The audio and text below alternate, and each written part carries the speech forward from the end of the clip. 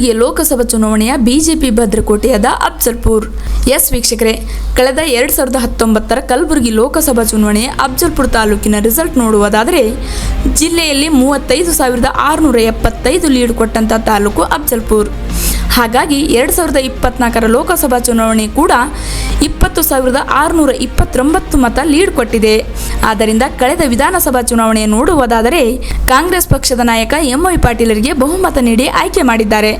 ಆದರೆ ಲೋಕಸಭಾ ಚುನಾವಣೆಗೆ ಮಾತ್ರ ಬಿಜೆಪಿ ಪಕ್ಷಕ್ಕೆ ಬಹುಮತ ನೀಡಿ ವಿಧಾನಸಭಾ ಚುನಾವಣೆಯಲ್ಲಿ ಮಾತ್ರ ಬಿಜೆಪಿ ಪಕ್ಷಕ್ಕೆ ಬಹುಮತ ಇರುವುದಿಲ್ಲವೆಂದು ಚರ್ಚೆಯಾಗುತ್ತಿದೆ.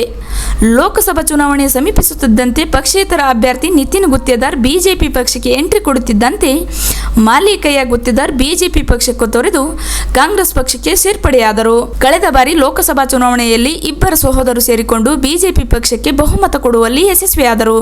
ಆದರೆ ಈ ಬಾರಿ ಹಾಜಿ ಮತ್ತು ಮಾಜಿ ಶಾಸಕರು ಸೇರಿಕೊಂಡು ತಾಲೂಕಿನಲ್ಲಿ ಕಾಂಗ್ರೆಸ್ ಪಕ್ಷಕ್ಕೆ ಲೀಡ್ ಕೊಡುವಲ್ಲಿ ವಿಫಲರಾಗಿದ್ದಾರೆ. ಬಿಜೆಪಿ ಪಕ್ಷದಲ್ಲಿ ಮಾಜಿ ಶಾಸಕ ಮಾಲಿಕಯ್ಯ ಗುತ್ತೇದಾರ್ ವಿಲ್ಲವಾದರೂ ಈ ಬಾರಿ ಕೂಡ ನಿತಿನ್ ಗುತ್ತೇದಾರ್ ಬಿಜೆಪಿ ಪಕ್ಷಕ್ಕೆ ಲೀಡ್ ಕೊಡುವಲ್ಲಿ ಯಶಸ್ವಿಯಾಗಿದ್ದಾರೆ. ಈ ಬಾರಿಯ ಲೋಕಸಭಾ ಚುನಾವಣೆಯ ಲೀಡ್ ನೋಡಿದರೆ ತಾಲೂಕಿನ ಪ್ರಭಾವಿ ನಾಯಕ ನಿತಿನ್ ಗುತ್ತೇದಾರ್ ಎಂದು ಎದ್ದು ಕಾಣುತ್ತಿದೆ.